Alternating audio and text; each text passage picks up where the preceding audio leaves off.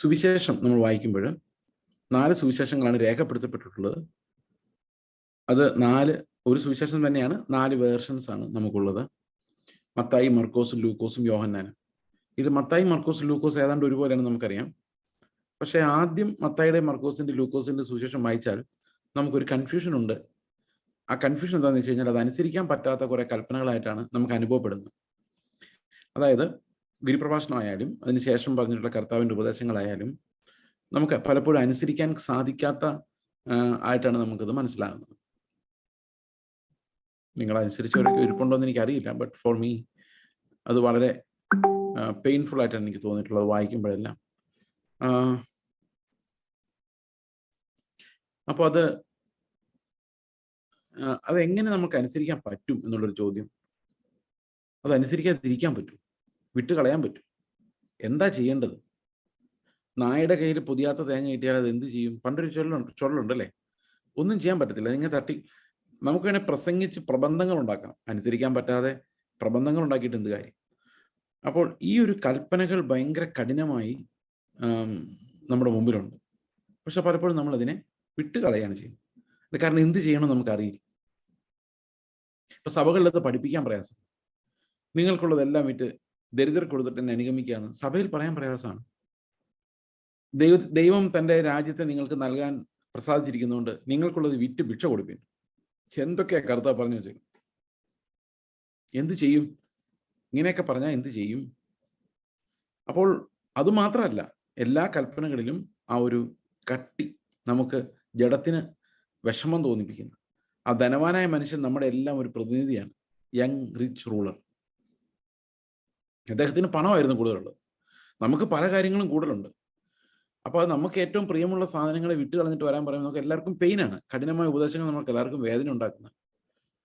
അപ്പൊ വേദന ഉണ്ടാക്കുമ്പോൾ നമ്മുടെ സൊല്യൂഷൻ എന്താണെന്നുള്ളതാണ്. ഈ കഠിനമായ കൽപ്പനകൾ നമുക്ക് എല്ലാവർക്കും നമ്മുടെ ജീവിതത്തിൽ കഠിനമായ കർത്താവിന്റെ കൽപ്പനകൾ ഒരിക്കൽ അല്ലെങ്കിൽ വേറൊരിക്കൽ വന്നിട്ടുണ്ട്. അപ്പൊ അത് നമുക്ക് അനുസരിക്കാൻ പറ്റാതെ പോകുന്നത് എന്തുകൊണ്ടാണ്? ആ ധനവാനായ മനുഷ്യനെ സംബന്ധിച്ച് അവൻ പരാജയപ്പെട്ടു പോയി. നമ്മൾ പലപ്പോഴും പരാജയപ്പെടുന്നുണ്ടെങ്കിലും നമ്മൾ മൈൻഡ് ചെയ്യുന്നില്ല. അതുകൊണ്ട് നമ്മൾ ജയിച്ചവരെ പോലെയാണ് നടക്കുന്നത്. പക്ഷെ ശരിക്കും ആ ധനവാനായ മനുഷ്യൻ പരാജയപ്പെട്ട അതേ കോർണറിൽ നമ്മൾ പലപ്പോഴും പരാജയപ്പെട്ട് തന്നെയാണ് കിടക്കുന്നത്. നിങ്ങൾ സത്യസന്ധരാണെങ്കിൽ നിങ്ങൾക്കത് മനസ്സിലാവും. ശരിക്കൊന്ന് നമ്മളെ പരിശോധിച്ച് നമുക്ക് മനസ്സിലാവും, നമ്മൾ എല്ലായിടത്തും ഏതാണ്ട് പൊളിഞ്ഞവർ തന്നെയാണ്, ഞാൻ ഉൾപ്പെടെ. ഒരു സ്ഥലത്ത് നമ്മൾ അനുസരിച്ചാൽ വേറൊരു സ്ഥലത്ത് അനുസരിക്കാൻ. അപ്പോൾ എല്ലാ പ്രമാണങ്ങളും കൃത്യമായിട്ട് അനുസരിച്ചാലേ നമുക്ക് നീതിമാൻ എന്ന് പറയാൻ പറ്റൂ. അപ്പൊ ഇതൊരു വലിയ ഒരു ക്രൈസിസ് ആണ് ക്രിസ്ത്യാനിറ്റിയെ സംബന്ധിച്ച്. എങ്ങനെ അനുസരിക്കും? നമുക്കിതിൽ പുകഴ്ന്നാൽ മാത്രം മതിയോ? നമുക്കിതിൽ ബോസ്റ്റ് ചെയ്ത് നമുക്ക് നമ്മളെ പോലൊരു പ്രമാണം ആർക്കും ഇല്ല, ഇങ്ങനെ ആരെങ്കിലും പറഞ്ഞിട്ടുണ്ടോ എന്ന് നമ്മൾ സ്വയം ഫ്ലാറ്റർ ചെയ്താൽ മതിയോ മറ്റുള്ളവരുടെ മുമ്പിൽ? അനുസരിക്കണ്ടേ? ആ ചോദ്യത്തിന്റെ ഉത്തരമാണ് യോഹന്നാന്റെ സുവിശേഷം. അപ്പോൾ ഇത്രയും വലിയൊരു നീതിയുടെ പ്രസന്റേഷൻ കഴിഞ്ഞ ശേഷം യോഹന്നാന്റെ സുവിശേഷത്തിൽ നമുക്ക് അനുസരിക്കാൻ പറ്റാത്ത ഒരു കാര്യവും ഇല്ല. അതാണ് അതിന്റെ ഏറ്റവും വലിയ ഡിഫറൻസ്. അത് എന്തുകൊണ്ട് അത്ര ലളിതമായിട്ട് തോന്നുന്നു? യോഹന്നാന്റെ സുവിശേഷത്തിലെ കൽപ്പനകൾ സത്യം പറഞ്ഞാൽ ക്രോസ് എക്സാമിൻ ചെയ്ത് കഴിഞ്ഞാൽ ഏറ്റവും ടഫാണ്. സ്നേഹത്തെക്കുറിച്ച് പറയുന്നുണ്ട്. സ്നേഹം എന്ന കൽപ്പനയെ കുറിച്ച് പറയുന്നുണ്ട്. പക്ഷേ അത് നമുക്ക് അത്ര ടഫായിട്ട് അനുഭവപ്പെടുന്നില്ല. അതിന്റെ കാരണം എന്താണെന്ന് വെച്ച് കഴിഞ്ഞാൽ യോഹന്നാൻ ശരിക്കും നമ്മളോട് എക്സ്പ്ലെയിൻ ചെയ്യുന്നത് ഈ അനുസരണത്തിലേക്ക് എങ്ങനെയാണ് വരേണ്ടത് എന്നുള്ളതിന്റെ തിയറിയാണ്. So it is important to understand how we will be made capable of obedience. ധനവാനായ മനുഷ്യൻ നമ്മുടെ ഒരു പ്രതിനിധിയാന്ന് പറയാനുള്ള കാരണം അവനെ പോലെ നമ്മൾ നിസ്സഹായരാണ്. പക്ഷെ അവിടെ ഒരു ആശ്വാസത്തിന്റെ ശബ്ദമുണ്ട്. എന്താണ്? മനുഷ്യരാൽ അത് അസാധ്യമെങ്കിലും ദൈവത്താൽ അത് സാധ്യം. അവിടെയാണ് ധനവാന്റെ കഥ അവസാനിക്കുന്നത്. അപ്പൊ ധനവാന്റെ കഥ നമ്മളെ പഠിപ്പിക്കുന്നത് മനുഷ്യരാൽ അസാധ്യമായ, ദൈവത്താൽ മാത്രം സാധ്യമായ ഒരു ജീവനാണ് നമുക്ക് നൽകപ്പെടുന്നത്. അത് ഉയരത്തിൽ നിന്ന് ലഭിക്കുന്നതാണ്, നമ്മുടെ കഴിവിനാൽ നമ്മൾ നന്നാകുന്നതല്ല. ഇതാണ് യോഹന്നാൻ നമ്മളോട് പറയുന്നത്. അപ്പോൾ ദൈവം എങ്ങനെയാണ് ഇത് സാധിപ്പിക്കുന്നത്? മനുഷ്യരല്ല അസാധ്യമാണ്. ദൈവം എങ്ങനെയാണ് നമ്മളിൽ ഈ അനുസരണത്തെ സാധിപ്പിക്കുന്നത് എന്നുള്ളതിന്റെ തിയറിയാണ് പുതിയ നിയമം മുഴുവൻ. അപ്പൊ പുതിയ നിയമത്തിന്റെ ഏറ്റവും പ്രധാനപ്പെട്ട പ്രമാണം എന്ന് പറയുന്നത് എങ്ങനെ നമ്മളെ അനുസരിപ്പിക്കാം എന്നുള്ളതാണ്. നിങ്ങൾക്ക് താല്പര്യമുണ്ടോ അനുസരണത്തിലേക്ക് നടക്കണമെന്ന്? സൂക്ഷിച്ച് പറയണം. കാരണം എന്താണെന്ന് വെച്ച് കഴിഞ്ഞാൽ നമുക്ക് എല്ലാവർക്കും ആഗ്രഹം ഉണ്ടെന്ന് തോന്നിയാലും അത്രയൊന്നും ആഗ്രഹം ഇല്ല എന്നുള്ളതാണ് യാഥാർത്ഥ്യം. കാരണം നമുക്ക് അനുസരിക്കുന്നവരായി കാണപ്പെടണമെന്നുണ്ട്. പക്ഷെ അനുസരണത്തിന്റെ കട്ടി ആലോചിക്കുമ്പോൾ നമുക്ക് കർത്താവേ ആ ധനവാനോട് പറഞ്ഞ പോലെ എന്നോട് പറയല്ലേ എന്നൊരു പ്രാർത്ഥനയോടെയാണ് നമ്മൾ ഓരോ ദിവസവും നമ്മുടെ ചെക്കും ക്യാഷും അക്കൗണ്ട് ബാലൻസും ചെക്ക് ചെയ്തുകൊണ്ടിരിക്കുന്നത്. ആ ധനവാനോട് പറയുന്നതെല്ലാം വല്ലോ നമ്മളോട് പറഞ്ഞാൽ നമ്മൾ എപ്പം നാട് വിട്ടു പോയി എന്ന് ആലോചിച്ചാൽ മതി. അദ്ദേഹം വിഷമിച്ചോണ്ടാ പോയത്, നമ്മൾ വിഷമിക്ക് പോരുമില്ല. സോ അപ്പൊ തീർച്ചയായിട്ടും ഒരു ടഫ് സൈഡിലോട്ട് സുവിശേഷം നമ്മളെ കൊണ്ടുപോകും. അത് എന്തിനു വേണ്ടിയാണെന്നറിയോ? നമ്മളെ പുറത്താക്കാൻ വേണ്ടിയല്ല. അത് ദൈവത്താൽ അത് സാധിക്കും എന്നുള്ളതാണ് സുവിശേഷത്തിന്റെ മിറക്കിൾ. അത് നമ്മുടെ ജഡം കൊണ്ടല്ലാത്ത ഒരു നീതി, ഉയരത്തിൽ നിന്ന് വെളിപ്പെട്ട ഒരു നീതി നമ്മളെ അനുസരിക്കുന്നവരാക്കി മാറ്റും എന്നുള്ളതാണ് പുതിയ നിയമ പുസ്തകം. അത് തന്നെയാണ് പഴയ നിയമവും. പുതിയ നിയമം എന്ന പൊരുൾ വായിച്ച് മനസ്സിലാക്കിയ ശേഷം പഴയ നിയമത്തിലോട്ട് പോയി കഴിയുമ്പോൾ ആ പഴയ നിയമത്തിലെല്ലാം നമുക്ക് ഇത് കാണാൻ പറ്റും. ഈ അനുസരണത്തിലേക്ക് അവരെങ്ങനെ നയിക്കപ്പെട്ടു. എബ്രാഹിമിന്റെ കഥയൊക്കെ അതാണ്. എങ്ങനെയാണ് ഇമ്പോസിബിൾ കാര്യത്തിലേക്ക് അല്ലെ എബ്രാഹിം പോയത്? He obeyed something that was almost impossible for a man to do in his flesh. ഏകജാതനായ പുത്രനെ, അതും ആറ്റുനോറ്റ് 100-ാം വയസ്സിൽ കിട്ടിയ പുത്രനെ യാഗമർപ്പിക്കാൻ പറയുമ്പോൾ അത് അനുസരിക്കണമെങ്കിൽ something produced an obedience in him. അതെന്താണ് ആ ഒബീഡിയൻസ് അവനിൽ ഉണ്ടാക്കിയത്? ആ ഒബീഡിയൻസ് ഉണ്ടാക്കിയെടുത്ത ദൈവമാണ്. ആ ഒബീഡിയൻസിന്റെ തുടക്കം എന്ന് പറയുന്നത് അവനെ നീതീകരിക്കുന്നതായിരുന്നു. ഉൽപ്പത്തി പുസ്തകത്തിന്റെ 15:6 അവൻ ദൈവത്തിൽ വിശ്വസിച്ചു, അത് അവന് നീതിയായി കണക്കിട്ടു എന്ന് എഴുതിയിട്ടുണ്ട്. അവിടെ തൊട്ട് അവൻ നീതിമാനാണ്. അവൻ അറിയില്ല അവൻ നീതിമാനായ വിവരം. നീതിമാനായ വിവരം ആർക്കും അറിയത്തില്ല. By his faith God made him righteous. അവൻ അറിയുന്നേ ഇല്ല. പക്ഷെ എല്ലാവരും അറിഞ്ഞത് എപ്പോഴാണെന്നറിയാം? അവൻ കൊച്ചിനെ യാഗമർപ്പിക്കാൻ വേണ്ടി പോകുമ്പോഴാണ്. അപ്പോഴാണ് മനസ്സിലായത് ഒരു ഭയങ്കര പണിയാണ് എബ്രാഹിമിന്റെ ലൈഫിൽ നടന്നിട്ടുള്ളതെന്ന്. പഴയ നിയമത്തിലെ കഥകളെല്ലാം അങ്ങനെയാണ്. God produces an obedience in them which is humanly not possible. ഹോശയ തലയ്ക്ക് ഓളം വിട്ടു. അത് യേശയുടെ കഥ വായിച്ചു. So there's an impossibility with which the Lord challenges us most of the times. In the Old Testament also we see it.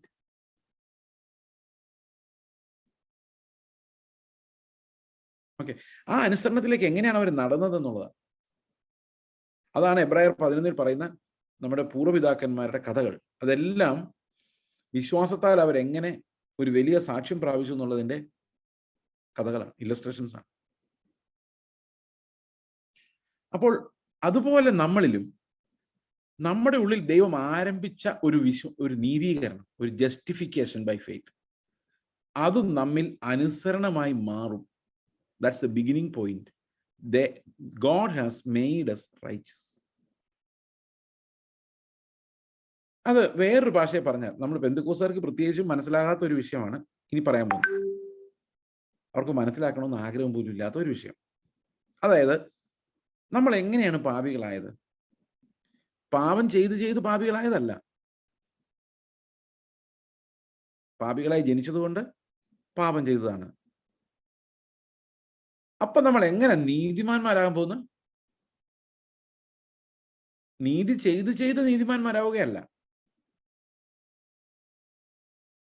നീതീകരിക്കപ്പെട്ടതുകൊണ്ട്, നീതിമാന്മാരാക്കപ്പെട്ടത് കൊണ്ട് നീതി ചെയ്യുകയാണ്. പാപികളായി ജനിച്ചത് കൊണ്ട് നമ്മൾ പാപം ചെയ്യുന്നു എന്നതുപോലെ തന്നെ നമ്മൾ ദൈവത്തിന്റെ ആത്മാവിനാൽ വീണ്ടും ജനിപ്പിക്കപ്പെട്ടത് കൊണ്ട് നീതിയുടെ ദാസന്മാരായി തീർന്നതുകൊണ്ട്, റോമാലേഖനം 6-ാം അധ്യായത്തിൽ പറയുന്ന പോലെ നീതിയുടെ ദാസന്മാരായി നമ്മൾ രണ്ടാമത് ജനിച്ചത് കൊണ്ടാണ് നമ്മൾ നീതി പ്രവൃത്തികൾ ചെയ്യുന്നത്. It is because of our birth in Christ. നമ്മൾ പാപികളായത് എങ്ങനെയാണ്? Because of our birth in Adam. നമ്മൾ നീതിമാന്മാരായത് എങ്ങനെയാണ്? God made us righteous. നമ്മളെ നീതിമാന്മാരാക്കി മാറ്റി. അതുകൊണ്ടാണ് നമുക്ക് നീതി ചെയ്യാൻ പറ്റുന്നത്. മനുഷ്യരല്ലത് അസാധ്യമായിരുന്നു. ദൈവം എന്ത് ചെയ്തു? അവൻ സാധ്യമാക്കാൻ വേണ്ടി നമ്മെ അവൻ നീതിമാന്മാരാക്കി മാറ്റി. By a divine action, by giving us his spirit. അവന്റെ ആത്മാവിനാൽ അവന്റെ നീതീകരണം നമുക്ക് നൽകി, സൗജന്യമായി നൽകി. അങ്ങനെ നമ്മളെ നീതിമാന്മാരാക്കിയത് കൊണ്ട്. നമ്മൾ പാപികളായത് സൗജന്യമായിട്ടല്ലേ? നിങ്ങൾ പാപികളായത് പൈസ കൊടുത്തിട്ടാണ്. നിങ്ങൾ പാപികളായത് നിങ്ങൾ ഒന്നും ചെയ്തിട്ടല്ല. ജനിച്ചപ്പോഴേ പാപികളായിട്ടാണ് ജനിച്ചത്. So you didn't have to do anything. അതുപോലെ തന്നെ വീണ്ടും ജനിക്കുമ്പോൾ നമ്മൾ നീതിമാന്മാരായി ജനിക്കുന്നു. കർത്താവിന്റെ നീതിയാൽ വീണ്ടും ഒരു പുതിയ ജന്മം നമ്മുടെ ഉള്ളിൽ ഉണ്ടാകുന്നു. ആ പുതിയ ആളാണ് നന്മ ചെയ്യുന്നത്, നീതി ചെയ്യുന്നത്. That does not come from flesh efforts, that comes from the life. അതാണ് യോഹന്നാൻ പറയുന്നത്. ജീവൻ നമ്മളിൽ വ്യാപരിക്കുമ്പോഴാണ് ജലനദികൾ നമ്മളിൽ നിന്ന് ഒഴുകുന്നത്.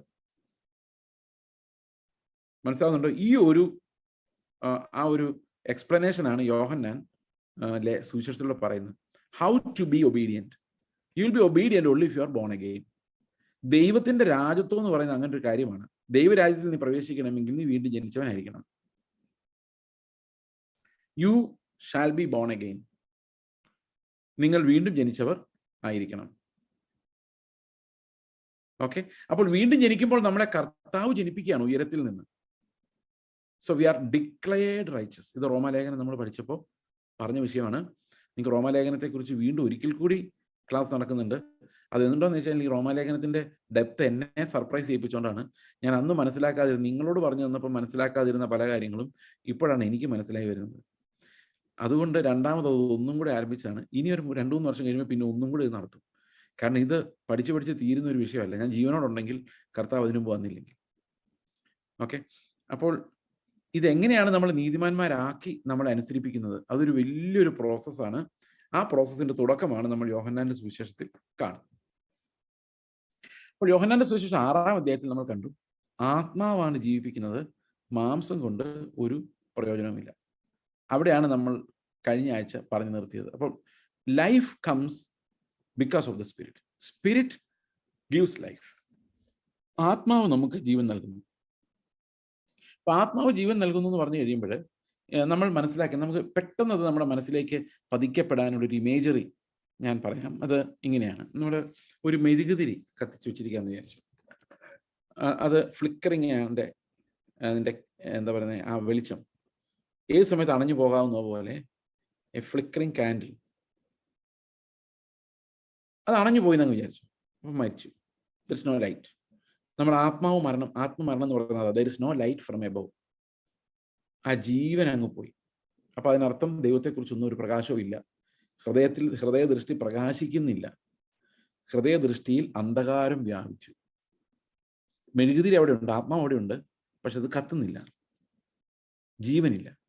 കർത്താവിന് വേണ്ടി കാത്തിരുന്ന 10 കന്യകമാർ, 5 പേർ, എല്ലാവരുടെയും കയ്യിൽ സംഗതി ഉണ്ട്, പക്ഷെ കത്തുന്നില്ല. There is no life. അപ്പോൾ ആ ഒരു കത്താത്ത അവസ്ഥയിൽ എന്ത് ചെയ്യും? നമ്മളിപ്പോൾ ഒരു മെഴുകുതിരി കത്താതെ കെട്ടുപോയി നമ്മൾ എങ്ങനെ അതിനെ കത്തിക്കുന്നത്?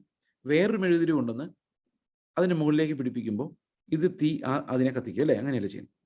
നമ്മളൊരു തീയിൽ നിന്നാണ് തീ കൊടുക്കുന്നത്, right?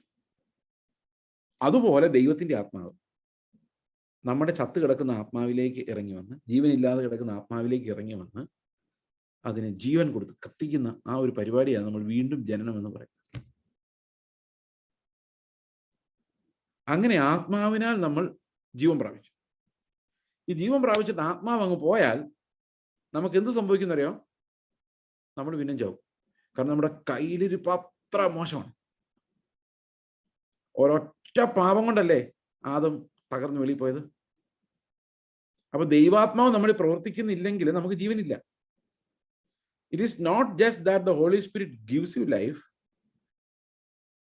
We should also understand that Holy Spirit keeps this life on, the switch on. If the Holy Spirit withdraws, there is no life. ആ മെഴുകുതിരി എടുത്ത് മാറ്റിയാൽ ഈ മെഴുകുതിരി അപ്പം തന്നെ കാറ്റിൽ അണഞ്ഞു. അതുകൊണ്ട് ആത്മാവ് എന്ത് ചെയ്യുന്നു? ആത്മാവ് നമ്മളിൽ തന്നെ വസിക്കുന്നു. വസിച്ചിട്ട് നമ്മുടെ അന്തരംഗത്തെ പ്രകാശപൂരിതമായി സൂക്ഷിക്കുന്നു. ദൈവത്തെക്കുറിച്ചുള്ള വെളിപ്പാടുകൾ നമ്മൾ ആത്മാവിന്റെ പ്രകാശത്തിലാണ് കാണുന്നത്. മനസ്സിലാവുന്നുണ്ടെങ്കിൽ പറയുന്നത്. അപ്പൊ ഈ ജീവൻ നമ്മുടെ ഉള്ളിൽ ലഭിച്ചിട്ടുണ്ടെങ്കിൽ വി നോ ഗോഡ്. അവനെ അറിയുന്നത് തന്നെ നിത്യജീവനാണ്. We know God because there is light in us, because there is life in us. Life is the light of man. ഇതാണ് യോഹന്നാൻ പറഞ്ഞു വരുന്നത്. ഓക്കെ, ആത്മാവ് ജീവിപ്പിക്കുന്നു, മാംസം കൊണ്ട് ഒരു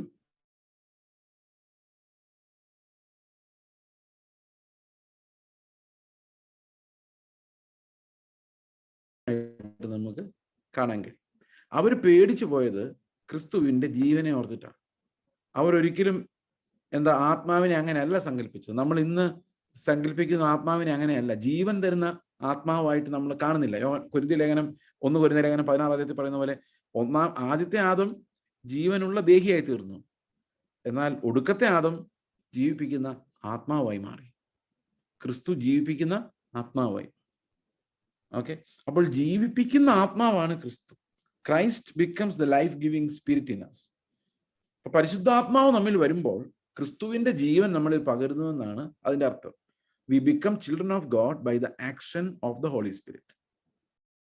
ഓക്കെ, ഞാൻ ആത്മസ്നാനം എന്ന വിഷയത്തെക്കുറിച്ചല്ല, അല്ലെങ്കിൽ അങ്ങനെയുള്ള ഒരു തിയോളജിക്കൽ വ്യാഖ്യാനമല്ല ഞാൻ പറയുന്നത്. The work of the Holy Spirit which produces that new life in me. എന്നിൽ പുതിയ പ്രവൃത്തി, പുതിയ ജീവനെ ഉളവാക്കുന്ന ആത്മാവിന്റെ പ്രവൃത്തിയാണ് ശരിക്കും നമ്മളെ വീണ്ടും ജനിപ്പിക്കുന്നത്. റീജനറേഷൻ എന്ന് പറയും. We are regenerated by the Spirit of God. ഇതാണ് നമ്മൾ യോഹന്നാന്റെ സുവിശേഷത്തിൽ നമ്മൾ പ്രധാനമായിട്ടും കാണുന്ന വിഷയം. അതിന്റെ 20-ാം വാക്യത്തിൽ എടുത്തു പറയുന്നുണ്ട്.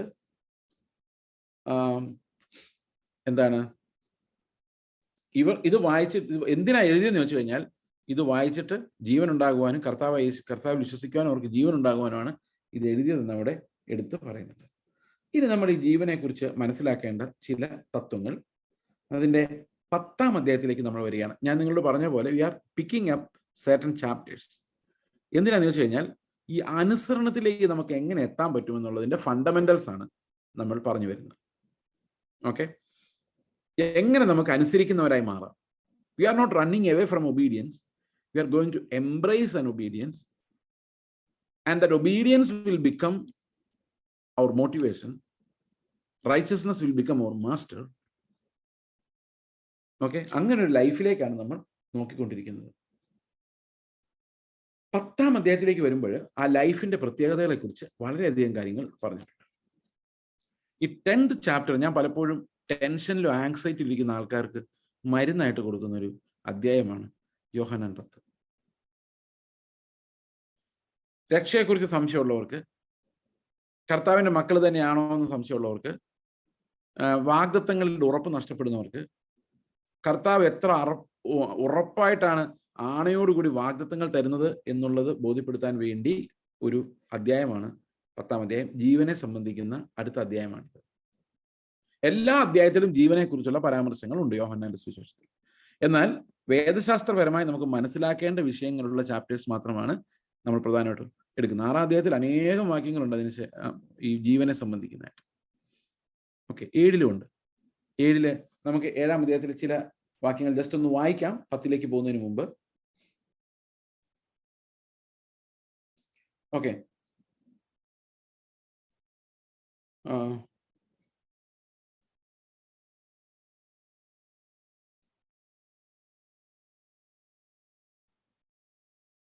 ഇവിടെ യേശുക്രിസ്തു 37-ാം വാക്യത്തിൽ 7:37 പറയുകയാണ്, ഉത്സവത്തിന്റെ മഹാദിനമായ ഒടുക്കത്തെ നാളിൽ യേശു നിന്നുകൊണ്ട് ദാഹിക്കുന്നവനല്ല എൻ്റെ അടുക്കൽ വന്ന് കുടിക്കട്ടെ, എന്നിൽ വിശ്വസിക്കുന്നതിൻ്റെ ഉള്ളിൽ നിന്ന് തിരുവെഴുത്ത് പറയുന്നത് പോലെ ജീവജലത്തിന്റെ നദികൾ ഒഴുകും. അപ്പൊ ജീവജലത്തിന്റെ നദികൾ നമ്മളിൽ നിന്ന് ഒഴുകണമെങ്കിൽ എന്ത് സംഭവിക്കണം? അടുത്ത വാക്യത്തിൽ പറയുകയാണ്, ഇത് തന്നിൽ വിശ്വസിക്കുന്നവർക്ക് ലഭിക്കാനുള്ള ആത്മാവിനെ കുറിച്ചാകുന്നു പറഞ്ഞത്. യേശു ഒന്ന് തേജസ്കരിക്കപ്പെട്ടിട്ടില്ലായാൽ ആത്മാവ് വന്നിട്ടില്ലായിരുന്നു. അപ്പോൾ യേശുക്രിസ്തു തേജസ്കരിക്കപ്പെട്ട ശേഷമാണ് ആത്മാവിനെ ഭൂമിയിലേക്ക് അയക്കുന്നത്. ഓക്കെ, അപ്പോൾ എന്ത് സംഭവിക്കും? ആത്മാവ് വരുമ്പോൾ നമ്മൾ എന്ത് സംഭവിക്കും? നമ്മൾ അന്യഭാഷ പറയും, നമ്മൾ പ്രവചിക്കും. അതൊക്കെ നമ്മൾ വിചാരിച്ചുകൊണ്ടിരിക്കുന്നത്. പക്ഷെ ശരിക്കും കർത്താവ് പറഞ്ഞ പ്രോമിസ് എന്ന് പറയുന്നത് ഈ ആത്മാവ് വരുമ്പോൾ നമ്മളിൽ നിന്ന് ജീവജലത്തിന്റെ നദികൾ നമ്മളിൽ നിന്ന് പ്രവഹിക്കുമെന്നാണ്. So essentially this comes back to this doctrine that spirit gives life continuously. ദൈവത്തിന്റെ ആത്മാവ് നമുക്ക് തുടർച്ചയായി ജീവനെ നമ്മളിലേക്ക് പമ്പ് ചെയ്തുകൊണ്ടിരിക്കുന്നു. പുത്രന്റെ ജീവനെ നമ്മുടെ ഉള്ളിൽ നിറച്ചുകൊണ്ടിരിക്കുന്നു. പുത്രനെ പോലെ ജീവിക്കുവാൻ നമ്മെ നിർബന്ധിച്ചുകൊണ്ടിരിക്കുന്നു ദൈവത്തിന്റെ ആത്മാവ്. ഓക്കെ, ജീവജലത്തിന്റെ നദികൾ ഒഴുകും. അപ്പൊ ജീവജലത്തിന്റെ നദികൾ എങ്ങനെ ഒഴുകുന്നത്?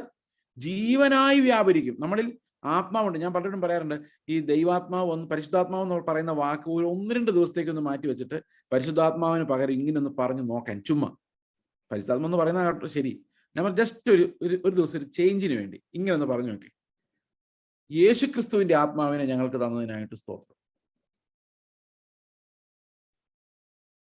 നിങ്ങൾക്ക് യേശു ക്രിസ്തുവിന്റെ ആത്മാവുണ്ടോ? ഞാൻ എന്തുകൊണ്ട് അങ്ങനെ പറഞ്ഞെന്നറിയോ? ഈ പരിശുദ്ധാത്മാവ് എന്ന് പറയുമ്പോൾ വേറെ എന്തോ ആണെന്ന് നമ്മൾ വിചാരിച്ചിരിക്കുന്നത്. ക്രിസ്തുവിനെ നടത്തിയ അതേ ആത്മാവാണ് പരിശുദ്ധാത്മാവ്. അല്ല ആൾക്കാർ കൈ വീശുമ്പോൾ മറിച്ചിടുകയും നാളെ അമേരിക്കയിൽ പോകുന്ന പ്രവചിക്കുകയും ചെയ്യുന്ന സാധനം അല്ലത്. Holy Spirit is God. അതുകൊണ്ട് ഈ പരിശുദ്ധാത്മാവെന്നും പറഞ്ഞുകൊണ്ട് ഇന്ന് നടക്കുന്ന മാനിഫെസ്റ്റേഷൻസിൽ വിശ്വസിക്കുന്ന നിങ്ങൾക്ക് ആർക്കെങ്കിലും ഒരു ചെറിയ വിശ്വാസം നിങ്ങളുടെ തലയ്ക്കകത്തോട് ഓടുന്നുണ്ടെങ്കിൽ നിങ്ങൾ ഒരു നിമിഷവും നിന്നിട്ട് പരിശുദ്ധാത്മാവെന്ന് പറയുന്നതിനെ ഒന്ന് മാറ്റി ഒരു ദിവസത്തേക്ക് ഒരു പരിശീലനത്തിന് വേണ്ടി അതിൻ്റെ ഒരു പര്യായ പദം നമുക്ക് ഉപയോഗിക്കാം. രണ്ടും ഒന്ന് തന്നെയാണ്. ഇങ്ങനൊന്ന് പറഞ്ഞു നോക്കിയേ, ക്രിസ്തുവിന്റെ ആത്മാവിനെ ലഭിച്ചത് എത്ര വലിയ ഭാഗ്യമാണ്. We have the spirit of Christ. We have the spirit of adoption. We have the spirit of sonship. പുത്രത്വത്തിന്റെ Atma. Because the Son gave it to us. നിങ്ങൾക്ക് എത്ര പേർക്ക് പരിശുദ്ധാത്മാവ് ഉണ്ടെന്ന് ചോദിച്ചു കഴിഞ്ഞാൽ പെന്തക്കോസ്തുകാർ മിക്കവാറും ആൾക്കാരും കഴിയും.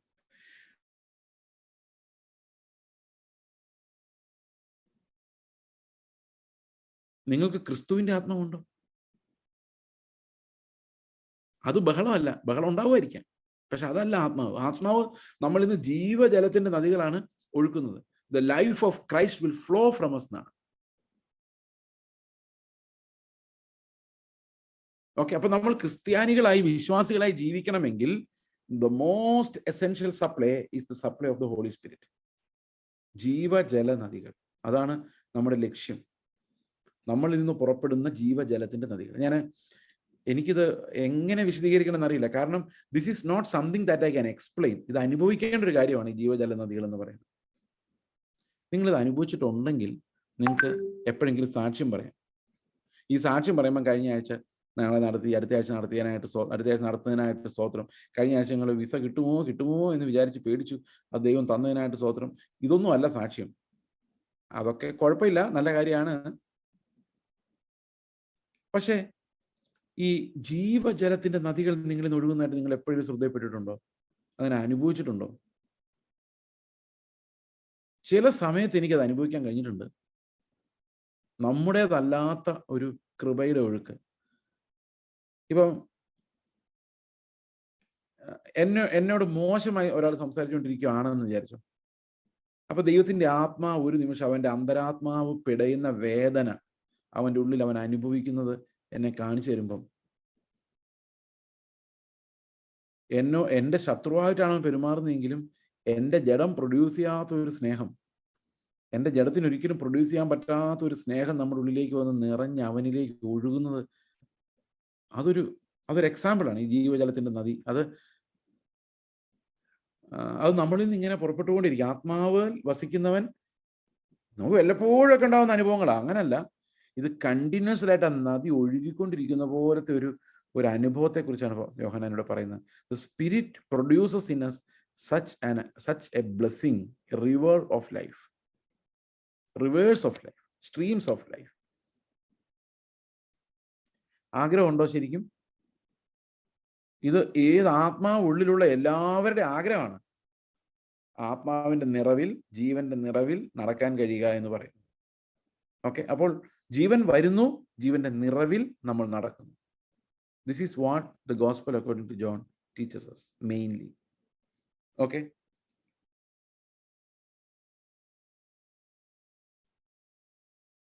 ഇനി നമ്മൾ 10ാമത്തെ വാക്യത്തിലേക്ക്, 10-ാമത്തെ അധ്യായത്തിലേക്ക് വരാം.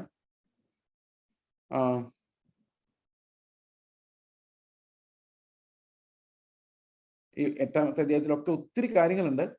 ഇതിനകത്ത് 8-ാമത്തെ അധ്യായത്തിൽ ഒരു കാര്യം കൂടെ ഞാൻ നിങ്ങളുടെ ശ്രദ്ധയിൽപ്പെടുത്തണമെന്ന് ആഗ്രഹിക്കുന്നത് ഈ പാപിനിയായ സ്ത്രീയുടെ കഥ. പാപിനിയായ സ്ത്രീ എന്ന് പറയുന്ന ഒരു ബ്രോക്കൺ ലേഡിയാണ്. ഒരു ഭയങ്കര പാപത്തിലാണ് ജീവിക്കുന്നെങ്കിലും അവരുടെ ഉള്ളിൽ തകർക്കപ്പെട്ട ഒരു ആളുണ്ട്, കംപ്ലീറ്റ്ലി ബ്രോക്കൺ. ഞാൻ അങ്ങനെയുള്ള ചില ആളുകളെ ഈ ദിവസങ്ങളിൽ കണ്ടു. Totally broken. പാപം ചെയ്ത് മാത്രമല്ല, അവർ ജീവിതത്തിൽ അനുഭവിച്ച പ്രയാസങ്ങളും കഷ്ടങ്ങളും ഒറ്റപ്പെടുത്തലുകളും നിന്ദയും അഭിമാനമില്ലായ്മയും അപമാനിക്കപ്പെടുന്ന അവസ്ഥയിലൂടെ കടന്നു പോകുന്ന ആൾക്കാർ.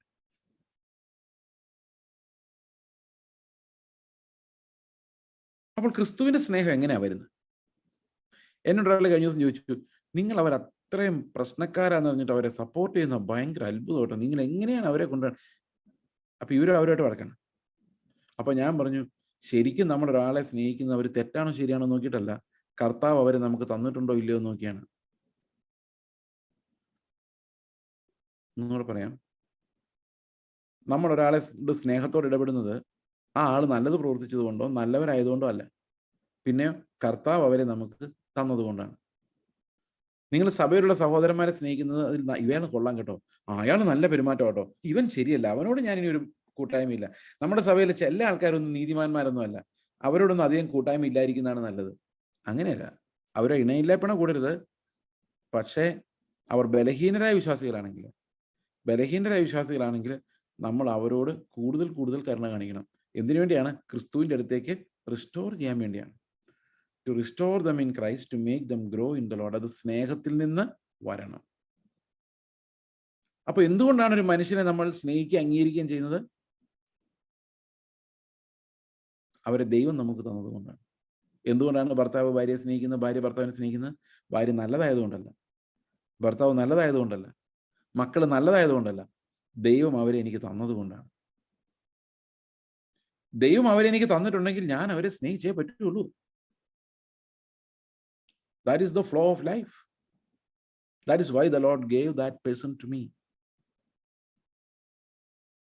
Okay? സന്തോഷമായാലും മാതാപിതാക്കളെ ആയാലും മക്കളെ ആയാലും സഹോദരങ്ങളെ ആയാലും നമ്മൾ സ്നേഹിക്കുന്നത് അവർ നല്ലവരാണെന്ന് നോക്കിയിട്ടാണോ? ഉദാഹരണത്തിന് ഒരപ്പൻ്റെ മക്കൾ എത്ര തല്ലിപ്പൊളികളാണെങ്കിലും ആ അമ്മയ്ക്ക് അപ്പന് അവനോടായിരിക്കുമല്ലോ സ്നേഹം. അയൽവക്കത്തെ കൊച്ചു നല്ല കൊച്ചാണ് എന്ന് വിചാരിച്ച് അവനെ സ്നേഹിക്കുമോ സ്വന്തം കുഞ്ഞുങ്ങളെക്കാളും? ഇല്ല. ഓക്കെ, അപ്പോൾ we love every one just because the Lord has given them to us. ചർച്ചിൽ എത്ര പറഞ്ഞാലും ആഗ്രഹമുണ്ട്, പക്ഷെ നന്നാകാൻ പറ്റാത്ത ഒത്തിരി ആൾക്കാരുണ്ട്.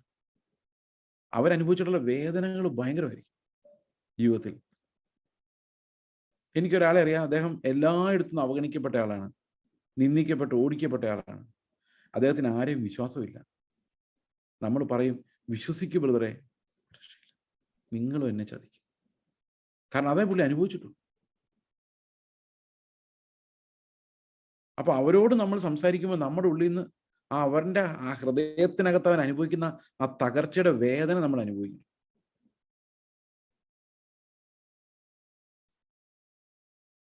ഇത് കർത്താവിന്റെ ആത്മാവിന് മാത്രമേ സാധിക്കുള്ളൂ. That is how the life of the Lord flows through us to other people. അപ്പൊ ചർച്ച എന്ന് പറയുന്ന ഈ സ്നേഹം പ്രാക്ടീസ് ചെയ്യാനുള്ള ഏറ്റവും പ്രധാനപ്പെട്ട ഏരിയയാണ്. നിങ്ങൾക്ക് ഒരാളുടെ ദേഷ്യം ഉണ്ടെങ്കിൽ അയാളെയാണ് കൂടുതൽ സ്നേഹിക്കേണ്ടത്. അയാളുടെ കൂടെയാണ് നിങ്ങൾ പോയി ആഹാരം കഴിക്കുക. ഞാനിന്ന് ആലോചിച്ച കാര്യമാണ്, ദുബായിലൊന്നും പ്രാക്ടിക്കലൊന്നും ആയിരിക്കില്ല. പക്ഷെ ഞാനിവിടെ ആലോചിക്കുമായിരുന്നു, ഞങ്ങളുടെ ചർച്ചിലുള്ള ഓരോ സഹോദരങ്ങളുടെ വീട്ടിൽ ഓരോ ദിവസവും രാവിലെ പോയി പാസ്റ്റർ വൈകിട്ട് വരെ ഇരിക്കണം. ഞാൻ ചുമ്മാ ഇങ്ങനെ ആലോചിച്ചു കേട്ടോ. എന്നിട്ട് അവരുടെ കൂടെ ചിന്തിക്കണം, അവരുടെ കൂടെ അവർ ചെയ്യുന്ന പണികളിൽ കൂടണം, അവരോട് വെളിയിൽ കറങ്ങാൻ പോകണം, സാധനങ്ങൾ വാങ്ങിക്കാൻ അവരോട് പോകണം. അപ്പോൾ പാസ്റ്റർ കൂടെ ഉള്ളപ്പോൾ എല്ലാ സാധനങ്ങളൊന്നും അവർ വാങ്ങിക്കില്ല. അപ്പോൾ ഇതെങ്ങനെയാണ് ഈ കാര്യങ്ങൾ അവർ ജീവിക്കുന്നത് എങ്ങനെയാണെന്നുള്ളതിലേക്ക് നമ്മൾ വല്ലപ്പോഴും സ്നേഹത്തിൽ, അല്ലാതെ ഭരിക്കാൻ വേണ്ടിയൊന്നുമല്ല, സ്നേഹത്തിൽ ഇടപെടണം. ഞാൻ ആലോചിക്കുമായിരുന്നു നല്ല, കാരണം ഇന്ന് ഞാൻ കൊരിന്ത് ലേഖനം ഒരു സഭയെ പഠിപ്പിച്ചുകൊണ്ടിരുന്നപ്പോൾ അവിടെ പൗലോസ് പറയാണ്, ഞാൻ കൊരിന്ത് സഭയിൽ ഇപ്രാവശ്യം വരുന്നില്ല, ലാസ്റ്റ് അധ്യായമാണ്. അപ്പം കൊരിന്ത് സഭയിൽ ഇപ്രാവശ്യം വരുന്നില്ല, കാരണം ഇപ്പോൾ വന്ന് അധികം നേരം നിങ്ങളോട് നിൽക്കാൻ പറ്റില്ല, എനിക്ക് കുറേ നാൾ നിങ്ങളോട് താമസിക്കണമെന്ന്. നമ്മളൊക്കെ ഒരു ദിവസം ഒരാഴ്ചയൊക്കെ വന്നിരുന്നത് തന്നെ അത്ഭുതമാണ് അല്ലേ. 10 ദിവസത്തിൽ കൂടുതലൊന്നും നിങ്ങൾക്ക് ആരെയും താങ്ങാൻ പറ്റില്ല. ഗൾഫിലെ സഭകളാണ് പിന്നെയും കുറച്ച് 10 ദിവസം 15 ദിവസം എന്നൊക്കെ പറയുന്നത്. ഇവിടുത്തെ ചർച്ചിലെ മീറ്റിംഗ്സ് പറഞ്ഞാൽ 2 ദിവസം 3 ദിവസം മാക്സിമം. അതിൽ കൂടുതലൊന്നും താങ്ങാനുള്ള കപ്പാസിറ്റി നമുക്കില്ല. അപ്പോഴാണ് പൗലോസ് പറയുന്നത്, ഞാൻ വന്ന് കുറേ നാൾ നിങ്ങളോട് താമസിക്കാൻ പോകുന്നു. പാസ്റ്ററുടെ ഉള്ളിൽ അങ്കലാപ്പ് ഉടനെ ഉണ്ടാവും. കാരണം പൗലോസ് ഭയങ്കര ജ്ഞാനിയായ മനുഷ്യനാണ്. ഇവൻ എത്ര പേരെ കൊണ്ടുപോകും എന്നുള്ളതാണ് പാസ്റ്റർ ആലോചിക്കുന്നത്. ആകെ എല്ലാവർക്കും അങ്ങോട്ടും ഇങ്ങോട്ടും പേടിയാ. അപ്പൊ ഞാൻ വിചാരിക്കായിരുന്നു, ഈ പൗലോസ് ഒരു 5-6 മാസം ഒരു സഭയെ താമസിച്ചാലുള്ള അവസ്ഥ എന്തായിരിക്കും, അവിടുത്തെ വിശ്വാസികളുടെ അവസ്ഥ എന്തായിരിക്കും. പൗലോസ് ആരെയും വെറുതെ വിടുമെന്ന് എനിക്ക് അഭിപ്രായമില്ല. നമ്മൾ അങ്ങനെ രക്ഷപ്പെടി സ്കൂട്ടാവാൻ പറ്റത്തില്ല. കാരണം ഹി വിൽ ചേസ് അസ്. എൻ്റെ പേരല്ല. അപ്പൊ ദൈവം നമ്മളെല്ലാവരെയും നോക്കിക്കൊണ്ടിരിപ്പുണ്ട്. എപ്പോഴും നമ്മളോട് ദൈവമുണ്ട്. പക്ഷേ ശുശ്രൂഷകളും ജീവിതാനുഭവങ്ങളും നമ്മൾ അങ്ങോട്ടും ഇങ്ങോട്ടും പങ്കുവെക്കണം. We should share our times, not just the pastor. Share our times and thinking with our brethren. Okay, അപ്പൊ അന്നേരം ഓർക്കണം, ഞാൻ പങ്കുവെക്കാൻ സ്നേഹം പ്രാക്ടീസ് ചെയ്യാൻ പോവാം. ഇപ്പൊ സ്നേഹം പ്രാക്ടീസ് ചെയ്യുമ്പം ചിലപ്പം ഈ സഹോദരിമാർ ചെയ്യുന്ന മിക്കവാറും ഒരു സഹോദരി ചെയ്യുന്ന മിക്കവാറും മറ്റു സഹോദരി പിടിക്കില്ല. കാരണം ഏറ്റവും കൂടുതൽ കുറ്റം കണ്ടുപിടിക്കാൻ പറ്റുന്ന ഒരു സഹോദരിക്ക് വേറൊരു സഹോദരിയുടേതാണ്. ലോകത്തിൽ ഏറ്റവും പെട്ടെന്ന് കുറ്റം മനസ്സിലാകുന്നത് സഹോദരിമാർക്കാണെന്നാണ് എൻ്റെ ചിന്ത. ഇപ്പം ആണുങ്ങളും കണക്കാണ്. പണ്ടൊക്കെ സ്ത്രീകൾക്കായിരുന്നു പെട്ടെന്ന് കുറ്റം മനസ്സിലാകുന്നത്. അവർക്ക് വേറെ സ്ത്രീകളുടെ കുറ്റം അപ്പം തന്നെ മനസ്സിലാവും. അതിനൊരു താമസമില്ല, സെക്കൻഡിൽ അവർക്ക് പിടികിട്ടും. അവർ പറയും, നിങ്ങൾക്കൊന്നും മനസ്സിലാവില്ല അവരെ, എനിക്ക് അവരെ കണ്ടപ്പോഴേ മനസ്സിലായി. അത് അവരുടെ കഴിവ്, അത് കേട്ടോ, സമ്മതിച്ചേ പറ്റൂ.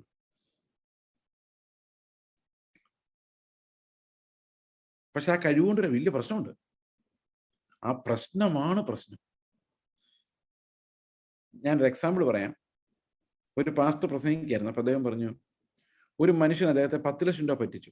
പാസ്റ്റർ എന്ന് പറഞ്ഞാൽ അദ്ദേഹം പാസ്റ്റർ മാത്രമല്ല, ഒരു പ്രൊഫഷണലും കൂടെയാണ്. അപ്പൊ എൻ്റെ കൂടെ പാസ്റ്ററിങ് വർക്ക് കൊടുത്തു. അപ്പം വരുമാനം എന്ന് പറഞ്ഞാൽ അദ്ദേഹത്തിന് അതല്ലാതെയുള്ള സെക്കുലർ ജോലി കൊണ്ടുള്ള വരുമാനം. അപ്പോൾ അദ്ദേഹം ഈ 10 ലക്ഷം രൂപ പറ്റിച്ച ആള്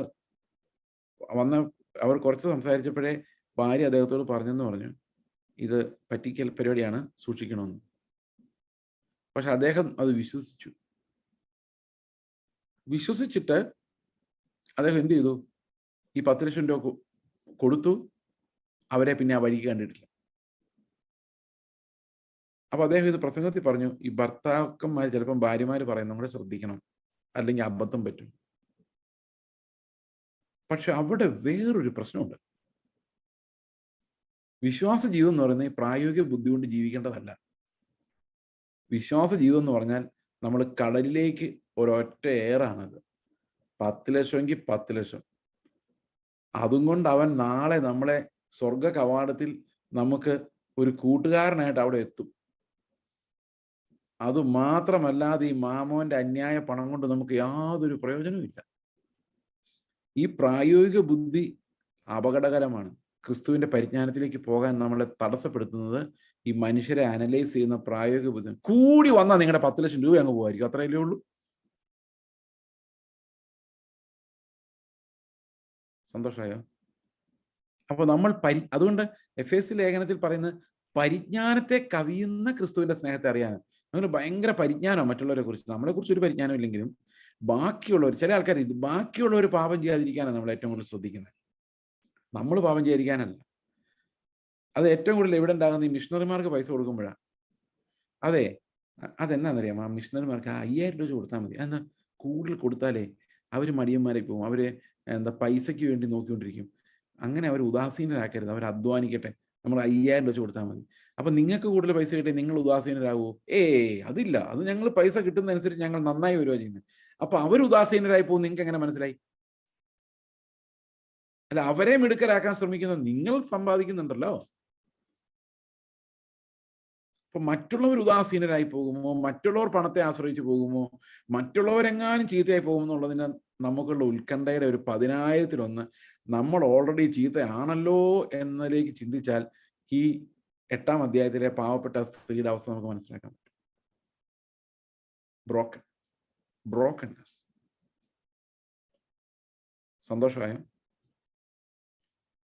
ദൈവത്തിന്റെ വചനം നമ്മളെ പഠിപ്പിക്കുന്നത് ആ ജീവന്റെ പകർച്ച എന്ന് പറയുന്നത് നമ്മുടെ വ്യക്തിബന്ധങ്ങളാൽ പരീക്ഷിക്കപ്പെടും.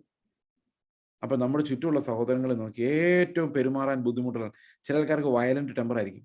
നമ്മൾ എന്തെങ്കിലും പറഞ്ഞ് നമ്മൾ പറയുന്നതായിരിക്കില്ല അവർ കേൾക്കുന്നത്. ഇതുപോലൊരു പ്രശ്നം ഞാനിത് ശരിക്കും അനുഭവിച്ചിട്ടുണ്ട്. ഞാൻ പറയുന്നതല്ല അവർ കേൾക്കുന്നത്. ഞാൻ അടുത്തുള്ള ഒരാളോട് പറഞ്ഞു, ഞാൻ 10 എന്ന് പറയുമ്പോൾ നിങ്ങൾ 10,000 എന്നാണ് കേൾക്കുന്നത്. അത് രണ്ടാമത് ഞാൻ പറഞ്ഞപ്പം അവർക്ക് മനസ്സിലാകും, ശരിയാണല്ലോ, ഇങ്ങനെയാണല്ലോ പറഞ്ഞത്. But so difficult to handle such people. അപ്പം ഉടനെ നമ്മൾ ആലോചിക്കണം, ഇയാൾ കാണുന്ന പിക്ചർ അതാണ്, എന്ത് ചെയ്യാൻ പറ്റും? ഇപ്പൊ ഒരു പശു അവിടെ തലയാട്ടുമെന്ന് വിചാരിച്ചു. ഒരാൾ പറയാം, കണ്ടോ എന്നെ കുത്താൻ വരുന്നതാണ്. നമ്മൾ പറയേ ചുമ്മാ തലയാട്ടിയതാണ്. അയാളത് അങ്ങനെയാണ് കാണുന്നത്. അത് കുത്താൻ വന്നതല്ലെന്ന് ഞാൻ എത്ര പറഞ്ഞാലും പുള്ളിക്ക് മനസ്സിലാവില്ല. എന്ത് ചെയ്യാൻ പറ്റും? He so it. അപ്പൊ നമ്മൾ അവൻ എന്താ മണ്ടനാന്ന് പറഞ്ഞിട്ട് കാര്യമില്ല. That is what he so. അവന്റെ കണ്ണുകൾ അങ്ങനെയാണ് അവനോട് തലയോട് പറഞ്ഞത്. ചില സമയത്ത് നമ്മൾ പറയല്ലേ, നമ്മൾക്ക് 100% ശരിയാന്ന് തോന്നുന്ന കാര്യങ്ങൾ പറയില്ല, അങ്ങനെ അല്ല സംഭവിച്ചതെന്ന്. ചിലപ്പം നിങ്ങളുടെ ഭാര്യ പറയായിരിക്കും, അത് അങ്ങനെ അല്ല എന്ന് പറഞ്ഞതെന്ന്. അപ്പൊ നിങ്ങൾ ഇല്ല, ഞാൻ ഇങ്ങനെ തന്നെയാ പറഞ്ഞത്. പക്ഷെ എന്ത് ചെയ്യാനാ, ഭാര്യ കേട്ടത് വേറെ രീതിയില്ല. നിങ്ങൾ അങ്ങനെ പറഞ്ഞതെന്ന് പറഞ്ഞിട്ട് യാതൊരു കാര്യവും ഇല്ല. വേറൊരാൾ വേറെ രീതി കേട്ടിരിക്കുക. ഇത് മാത്രമല്ല, മനുഷ്യരുടെ ബ്രെയിനിന് വേറെ പ്രതിസന്ധി ഉണ്ട്. ഉദാഹരണത്തിന്, നിങ്ങളൊരു വീട്ടിൽ ചെന്ന് അദ്ദേഹം പറയാണ്, ഓ വന്നല്ലോ. നിങ്ങൾ ഉടനെ പറയും, അയാൾ പറഞ്ഞു കേട്ടില്ലേ, വന്നല്ലോ എന്ന്. അയാൾ പറഞ്ഞ എന്താ? സന്തോഷത്തോടെ പറഞ്ഞു. ആ വന്നല്ലോ എന്ന് പറഞ്ഞ സന്തോഷത്തോടെയാ. പക്ഷെ നിങ്ങൾ കേട്ട എങ്ങനെയാണെന്നറിയോ? വന്നല്ലോ എന്നാ കേട്ടത്. പിന്നെ നിങ്ങളുടെ മനസ്സ് ഇത് പറയും, അയാൾ അങ്ങനെ പറഞ്ഞത്. ഒരു 15 പ്രാവശ്യം മനസ്സ് അങ്ങനെ പറഞ്ഞു കഴിഞ്ഞപ്പം നിങ്ങൾ പറയുന്ന അയാൾ എന്നോട് അങ്ങനെ പറഞ്ഞു എന്ന് തന്നെയാ. പക്ഷെ അയാൾ ഇത് അറിയുന്നേ ഇല്ല. അയാൾ കുറെ നാളുകൾ കഴിഞ്ഞ് ആലോചിക്കും, ഇവരെന്താ പിണങ്ങി നടക്കുന്നത്, ഇവര് മിണ്ടുന്നില്ലല്ലോ. അപ്പൊ അവര് പറയും, നിങ്ങൾ അന്ന് അങ്ങനെ പറഞ്ഞില്ലേ? ഞാൻ അങ്ങനല്ല പറഞ്ഞു. ഞങ്ങൾ കേട്ടതാ ബ്രദറെ, നിങ്ങൾ അങ്ങനെ തന്നെ പറഞ്ഞു. അയ്യോ, ഞാൻ മനസ്സിൽ പോലും ചിന്തിച്ചിട്ടില്ല. സമ്മതിക്കില്ല. പറഞ്ഞിട്ട് കാര്യമില്ല. They saw it like that, they heard it like that. അത് തിരുത്താൻ അവരെ കൊണ്ടും പറ്റില്ല, നിങ്ങളെ കൊണ്ടും പറ്റില്ല. കാരണം അവർ സത്യസന്ധര, നിങ്ങൾ സത്യസന്ധര. നിങ്ങൾ കണ്ട കാഴ്ചയല്ല അയാൾ കണ്ടത്. നമ്മുടെ എല്ലാ പെർസെപ്ഷൻസ് നമ്മൾ വളർന്നു വരുന്നതനുസരിച്ച് മാറിക്കൊണ്ടിരിക്കും. അപ്പൊ നമ്മുടെ സഹോദരനെ സ്നേഹിക്കണമെങ്കിൽ നമുക്ക് അസാമാന്യമായ ഗ്രേസ് വേണം. അത് പരിജ്ഞാനത്തെ കവിയുന്ന സ്നേഹമാകണമെങ്കിൽ ക്രിസ്തു നമ്മിൽ വസിച്ചിട്ടല്ലാതെ നമ്മളെ കൊണ്ട് കഴിയില്ല. ഈ ബന്ധങ്ങളിലെല്ലാം ക്രിസ്തു രാജാവായി വരണമെങ്കിൽ നമ്മൾ എല്ലാ സമയത്തും മരണം അനുഭവിക്കണം. ഞാൻ പറയണം, ശരിയായിരിക്കും ബ്രദർ, എന്റെ വായിന്ന് അങ്ങനെ വന്നു കാണുമായിരിക്കും, ഞാൻ ഉദ്ദേശിച്ചില്ല, എന്നോട് ക്ഷമിക്കണം. തോറ്റേക്ക്. അല്ലെ പിന്നെ കുത്തിയിരുന്ന് ആലോചിക്ക്, അയാളന്ന് വന്നപ്പോ എന്റെ ഹൃദയത്തിൽ ശരിക്കും സന്തോഷമായിരുന്നു എന്ന്. ചിലപ്പോ അല്ലായിരുന്നായിരിക്കും. വന്നല്ലോ എന്ന് പറഞ്ഞ അയാളുടെ കഥയെ ഞാൻ പറഞ്ഞു. ചിലപ്പോൾ അയാൾ വന്ന് കണ്ടപ്പോൾ ഉള്ളിലൊരു സന്തോഷക്കുറവ് പുള്ളിക്ക് പിടികിട്ടി കാണും. നമുക്കറിയാൻ മേല നമ്മുടെ ഉള്ളിൽ എന്തോരം പാപം ഉണ്ടെന്നുള്ള കാര്യം. ഇപ്പൊ ഞാൻ നിങ്ങളോട്ട് വഴക്കുണ്ടാക്കിയെന്ന് വിചാരിച്ചോ, ചുമ്മാ വഴക്കുണ്ടാക്കിയിട്ട് ഞാൻ സോറിയും പറഞ്ഞു. അപ്പൊ നിങ്ങൾ ഒരാളും ബ്രദറാകാൻ സാരമില്ല, അതൊക്കെ ഞങ്ങൾ അന്നേരം ക്ഷമിച്ചു നിങ്ങൾ പറഞ്ഞാലും അത് 100% ആയിരിക്കണം നിർബന്ധമില്ല. അതൊരു 65-70% ആയിരിക്കുള്ളൂ. മനുഷ്യന് അത്രേ പറ്റുള്ളൂ. നമുക്കറിയത്തില്ല നമ്മൾ പൂർണ്ണമായിട്ട് ക്ഷമിച്ചിട്ടില്ല എന്നുള്ള കാര്യം. നമ്മൾ വിചാരിക്കുന്നത് ക്ഷമിച്ചതാണല്ലോ, പറഞ്ഞതാണല്ലോ, വിട്ടതാണല്ലോ എന്നാണ്. പക്ഷെ നമ്മുടെ തലയ്ക്കകത്തുനിന്ന് പോലും അത് പോയിട്ടുണ്ടാവില്ല. അതുകൊണ്ട് പ്രിയ സഹോദരങ്ങളെ, ഹ്യൂമൻ റിലേഷൻഷിപ്സ് എന്ന് പറഞ്ഞാൽ ആകെ മെസ്സാണ്, മെസ്ഡപ്പാണ്, തൊട്ട സംശയമാണ്. അല്ലേ സഹോദരനെ? ഞാനൊരു ചെറിയ എക്സാമ്പിൾ പറയാം. ഇത് എന്റെ ദൈവമേ, എന്റെ അപ്പം കേൾക്കല്ലേ. ഞങ്ങളുടെ വീട്ടില് എന്റെ മതിലിനിട്ടൊരു വണ്ടി വന്നിടിച്ചു. വണ്ടി ഇടിച്ചാണ് എന്തിടിച്ചാന്ന് അറിയാൻ മേല, അത് പൊളിഞ്ഞു. അപ്പൊ എന്റെ അപ്പൻ അന്ന് തൊട്ട് ഒരാളെ സംശയം, അവൻ മനഃപൂർവ്വം ഇടിപ്പിച്ചതാണ്. ആയിരിക്കും, അല്ലായിരിക്കും. ആ ആളെ ഇപ്പം കണ്ടു കഴിയുമ്പോൾ ഭയങ്കര വിഷമം. പക്ഷെ അയാൾ ഇതൊന്നും അറിഞ്ഞിട്ടില്ലായിരിക്കാം. അറിയില്ല. ആരെങ്കിലും മനഃപൂർവ്വം കൊണ്ടുവന്ന് വണ്ടി ഇടിപ്പിക്കുമോ? എനിക്കറിയത്തില്ല. ഇനി അങ്ങനെ വല്ലതും ചെയ്യുന്നവരുണ്ടോന്ന്, നോ ഐഡിയ. ഞാൻ പറയാൻ കാരണം, ഒരാൾ കാണുന്നതല്ല വേറൊരാൾ കാണുന്നത്, ഒരാൾ ചിന്തിക്കുന്നതല്ല വേറൊരാൾ ചിന്തിക്കുന്നത്. അതുകൊണ്ട് ഓരോരുത്തരുടെയും ചിന്ത നമ്മൾ ചീത്ത പറഞ്ഞിട്ട് യാതൊരു കാര്യമില്ല. അയാളെല്ലാം അങ്ങനെയാണ്, നമ്മളെല്ലാം പാപികളുമാണ്. സമാധാനമായോ? ഇനി നമ്മൾ നമ്മുടെ സഹോദരങ്ങളെ നേരെ മുഖത്ത് നോക്കിയിട്ട് കർത്താവിനോട് ചോദിക്കുക, എൻ്റെ കർത്താവ് എന്നെക്കാളും ഭേദമായിരിക്കും, എൻ്റെ വിവരമില്ലായ്മ കാരണം ഞാൻ പലതും ചിന്തിച്ചു വെച്ചതായിരിക്കും. അവിടെ പരിജ്ഞാനത്തെ കവിയുന്ന ക്രിസ്തുവിന്റെ സ്നേഹത്തെ അനുഭവിക്കാൻ ജീവജലം. അപ്പൊ കർത്താവ് ഈ സഹോദരിയോട് ക്ഷമിക്കുമ്പം അവളോട് പറയാണ്, നിന്നെ ഞാൻ നീതിമാനായി പ്രഖ്യാപിച്ചിരിക്കുന്നു, ഇനി നീ പാപം ചെയ്യരുത് എന്ന് പറഞ്ഞു കഴിഞ്ഞാൽ ഞാൻ നിന്നെ വെറുതെ വിട്ടിരിക്കുന്നു. Now sin no more. നമ്മുടെ എല്ലാം ജീവിതത്തിൽ അങ്ങനെയാണ്. നമ്മൾ ചുമ്മാ വിട്ടിട്ടാണ് കർത്താവ് പറയുന്നത് പാപം ചെയ്യരുത്, ഡോണ്ട് സിൻ. ഓക്കെ,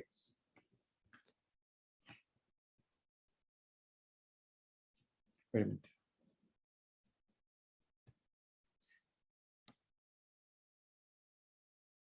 ഇനി 10ാമത്തെ അധ്യായത്തിലേക്ക് വരുമ്പോൾ നമുക്ക് പ്രധാനപ്പെട്ട ജീവനെ സംബന്ധിക്കുന്ന ചില പ്രധാനപ്പെട്ട വിഷയങ്ങൾ 10ാമത്തെ അധ്യായത്തിലുണ്ട്.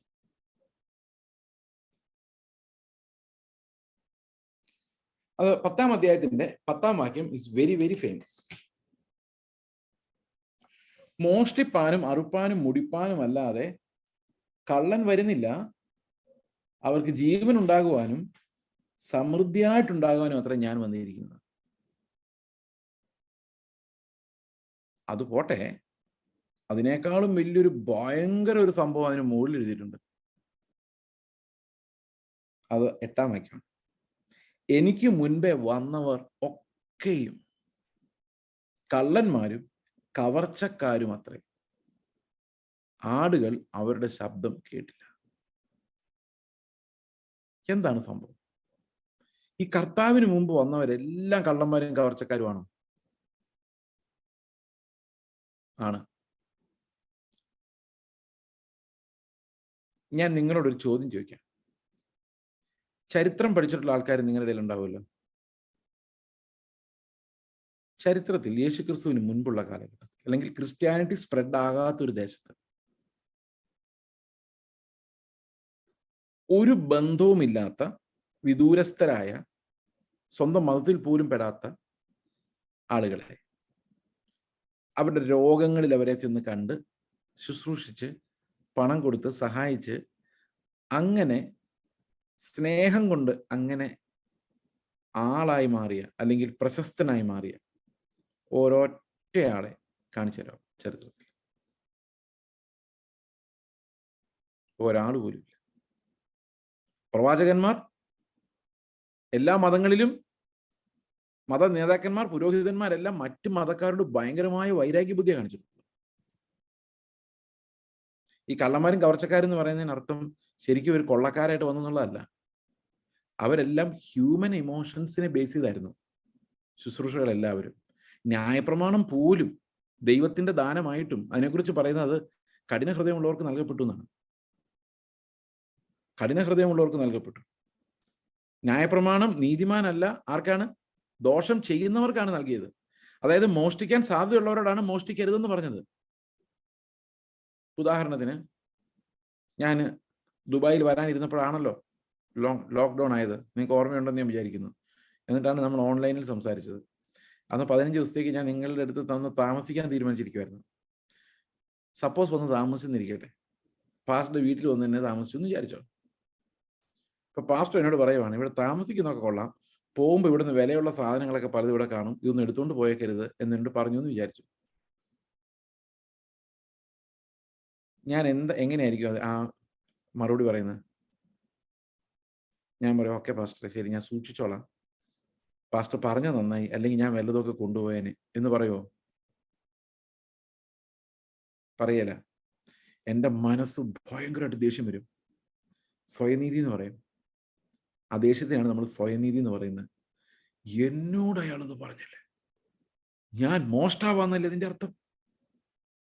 ഇപ്പൊ മോഷ്ടിക്കരുതെന്ന് കർത്താവ് പറയുമ്പോൾ ഇത് വായിക്കുമ്പോൾ നമുക്ക് എന്താ തോന്നേണ്ടത്? എന്നോട് കർത്താവ് അത് പറഞ്ഞല്ലേ മോഷ്ടിക്കരുതെന്ന്. പൗലോസ് പറയും, ഇത് കേൾക്കുമ്പോൾ എനിക്ക് ഭയം തോന്നുവാണ്, ഞാൻ ഇത് ചെയ്യുമെന്നല്ലേ കർത്താവ് പറഞ്ഞതിന്റെ അർത്ഥം, ഇത് പറഞ്ഞില്ലെങ്കിൽ അല്ലേ? ഞാനിങ്ങനെ ആലോചിക്കുമായിരുന്നു, നമ്മുടെ ചർച്ചയിൽ നിന്നൊക്കെ സുവിശേഷ വേലയ്ക്ക് ആൾക്കാരെ വിടുമ്പം, ദുബായിൽ അങ്ങനെ പറ്റിയല്ലായിരിക്കും, നമ്മുടെ നാട്ടിലൊക്കെ വിടുമ്പം പാസ്റ്റർ പ്രാർത്ഥിക്കുക, പ്രാർത്ഥിച്ചു വിടുക, കർത്താവെ നിങ്ങൾ പോവും, ഉപദേശിച്ചു വിടുവാണ്. നിങ്ങൾ പോകുമ്പം വല്ല വീടുകളിലും ചെന്ന് അവിടെയുള്ള സഹോദരിമാരോടും ഒക്കെ മര്യാദയ്ക്ക് പെരുമാറണം, അവിടുത്തെ സംഗതികളൊന്നും എടുത്തുകൊണ്ട് പോരല്ലെന്നൊക്കെ പറഞ്ഞു വിടേണ്ട ഗതികേടാണെങ്കിൽ ആ സഭയുടെ ആത്മീയാവസ്ഥ എന്തായിരിക്കും എന്ന് ആലോചിക്കും.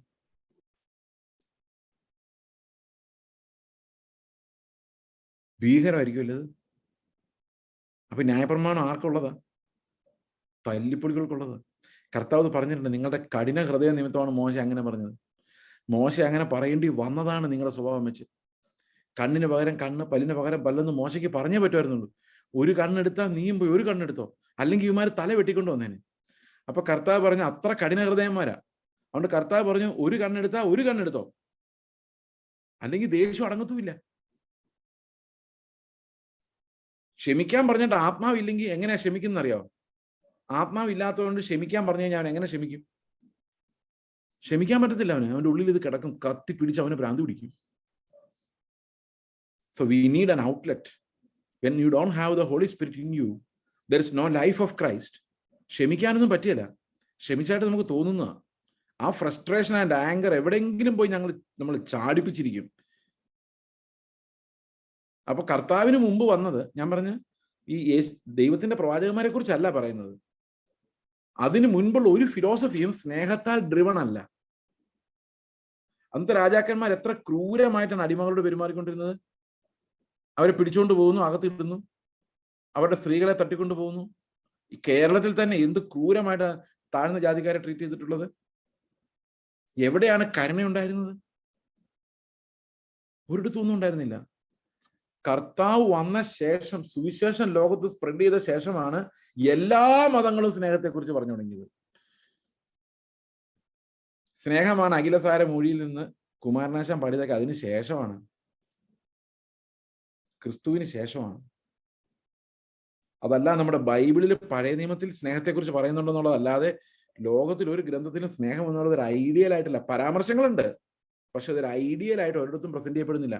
നിങ്ങൾക്കറിയാം, ഭഗവത്ഗീതയിൽ അർജുനൻ പറയാണ്, അത് തന്നെ സ്നേഹമൊന്നുമല്ല, എങ്കിലും പറയാണ്, എൻ്റെ ഗുരുനാഥൻ, എൻ്റെ വല്യപ്പൻ, ഇവരെയൊക്കെ ഞാൻ എങ്ങനെ കൊല്ലും ചോദിക്കുമ്പോൾ കൃഷ്ണനോട് പറയുന്നത് അങ്ങനെ നോക്കരുതെന്നാണ്. ധർമ്മം ചെയ്യണമെന്ന്. ധർമ്മത്തിന് മുമ്പിൽ അപ്പനുമില്ല, അമ്മയുമില്ല, മക്കളുമില്ല.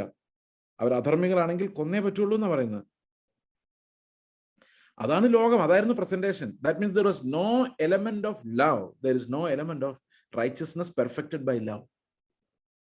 അതുകൊണ്ടാണ് യേശു കർത്താവ് പറഞ്ഞ, എല്ലാവരും എനിക്ക് മുമ്പേ വന്നവരെല്ലാവരും ആരും ഈ ജീവനല്ലായിരുന്നു എന്ന് പറയാണ്. ആടുകൾക്ക് അവർ ജീവൻ നൽകിയില്ല, ജീവനെ കുറിച്ച് സംസാരിച്ചില്ല. They were not rooted in love. Okay. പിന്നെ സഹോദര സ്നേഹം എല്ലാ മതങ്ങളിലുണ്ട്. അവരവരുടെ സ്നേഹം വെളിയിലുള്ള ഒരാളോട് അവർക്ക് കയ്പായിരിക്കുള്ളൂ. അങ്ങനെയാണ് മനുഷ്യൻ. Okay, they don't have that. They are not driven by love. അവർ സ്നേഹം എന്നതിനാൽ നിയന്ത്രിക്കപ്പെടുന്നില്ല. നമ്മുടെ ഇടയിൽ സ്വാഭാവിക മനുഷ്യനെ നോക്കിക്കഴിഞ്ഞാൽ അവരാരും സ്നേഹത്താൽ നിയന്ത്രിക്കപ്പെടുന്നവരല്ല. മനസ്സിലായോ? ഓക്കെ.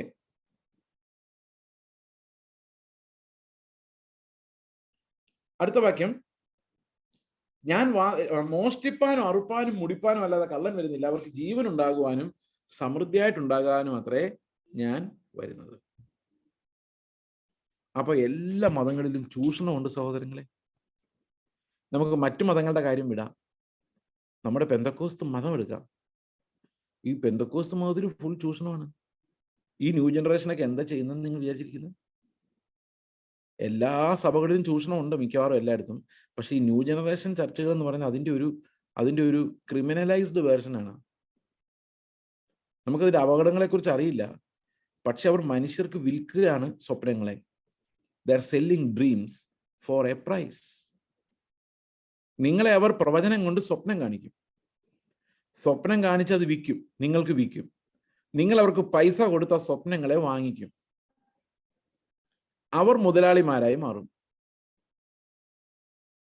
ഇതാണ് ഇന്നത്തെ ആത്മീക വ്യവസായം എന്ന് പറയുന്നത്. മോഷ്ടിപ്പാനും അറുപ്പാനും മുടിപ്പാനും അല്ലാതെ കള്ളൻ വരുന്നില്ല. എന്നാൽ ഞാൻ വരുന്നത് നിങ്ങൾക്ക് ജീവൻ ഉണ്ടാകുവാനും അത് സമൃദ്ധിയായിട്ടുണ്ടാകുവാനും വേണ്ടിയാണ്. Abundant living. എന്താണ് ഈ അബണ്ടന്റ് ലിവിങ് എന്ന് പറയുന്നത്? Life abundant. അപ്പം ക്രിസ്തുവിന്റെ ജീവൻ നമ്മളിൽ നിന്ന് അബണ്ടന്റ് ലൈഫ് ഉണ്ടാക്കുന്നു.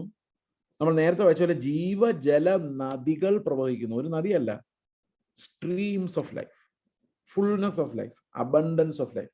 ഇപ്പൊ കർത്താവിന്റെ ജീവൻ നമുക്കൊരു അബണ്ടൻസ് തരുന്നുണ്ട്. എന്താണ് ഈ അബണ്ടൻസ് എന്നുള്ള വാക്കുകൊണ്ട് ഉദ്ദേശിക്കുന്നത്? എന്താണ് ഈ അബണ്ടന്റ് ലൈഫ്? നമ്മൾ ലോക സംബന്ധമായിട്ട് നോക്കിക്കഴിഞ്ഞാൽ എന്താണ് അബണ്ടൻസ്? നമുക്ക് പുതിയ ഫോൺ ഇറങ്ങി, 1.5 ലക്ഷം രൂപ ആയിക്കോട്ടെ, നാളെ മേടിക്കുക. അബണ്ടൻസ്. കേരളത്തിൽ വരുമ്പം ഏത് വീട്ടിൽ താമസിക്കണം? 5-6 വീട് പണിതിട്ടുണ്ട്. അബണ്ടൻസ്. വാർഡ്രോബ് നോക്കുമ്പോൾ ഏറ്റവും ബെസ്റ്റ് ആയിട്ടുള്ള ക്ലോത്ത്സ് വെച്ചിരിക്കുന്നു. അബണ്ടൻസ്. വാഹനം ഗാരാജിൽ ഒരു 4-5 എണ്ണം, ഓരോ ദിവസവും മാറി മാറി. അബണ്ടൻസ്. പക്ഷെ ഇതെല്ലാം നശിച്ചു പോകുന്ന സാധനങ്ങളാണ്. അത് നമ്മൾ എങ്ങനെയാ കാണേണ്ടതെന്ന് ചോദിച്ചു കഴിഞ്ഞാൽ, നമ്മൾ ഈ ലോകത്ത് ജനിക്കുമ്പോൾ ഒരു കുഞ്ഞായിട്ട് ജനിക്കുന്നത് അല്ലേ? അല്ലേ? ലോകത്തിലെ ഏറ്റവും നിസ്സഹായനായ കുഞ്ഞാണ് മനുഷ്യക്കുഞ്ഞ്. അതിന് കഴുത്ത് പോലും നേരെ പിടിക്കാൻ പറ്റത്തില്ല. നമ്മൾ ആ കൊച്ചിനെ എടുക്കുമ്പോൾ ഇങ്ങനെ കഴുത്ത് കൂട്ടിയെടുക്കണം. അത്ര ബലമില്ലാതെയാണ് കുഞ്ഞുണ്ടാകുന്നത്. എൻ്റെ തല അല്ലെ സ്കള്ളൊന്നും ചേർന്നിട്ടുണ്ടാവില്ല. ഹൗ ഹെൽപ്ലെസ് അല്ലേ? പശുവിന്റെ കുട്ടിയാണെങ്കിൽ ഉണ്ടായ 2 മിനിറ്റിനുള്ളിൽ ചാടി എഴുന്നേറ്റ് അതിലെ പാഞ്ഞിടക്കുന്നതാണ്. നിങ്ങൾ ആലോചിച്ച്, ഒരു കുഞ്ഞുണ്ടായി മനുഷ്യന്റെ കുഞ്ഞ് അങ്ങനെ പാഞ്ഞു നടക്കുന്നത് ചിന്തിക്കാൻ പറ്റത്തില്ലല്ലേ? 1 വർഷമൊക്കെ അവനെ എടുത്തുകൊണ്ട് നടന്നു നോക്കുകയാണ്. അവനൊന്ന് നിലത്ത് നിന്ന് ഒരു കാലെടുത്ത് വെക്കുന്നത്. 1 വർഷം. പതുക്കെ പതുക്കെ ഈ ടൈം എന്ത് ചെയ്യുന്നറിയോ? ഇവൻ ഇങ്ങനെ ഓരോ സാധനങ്ങൾ കൊടുത്തുകൊണ്ടിരിക്കും.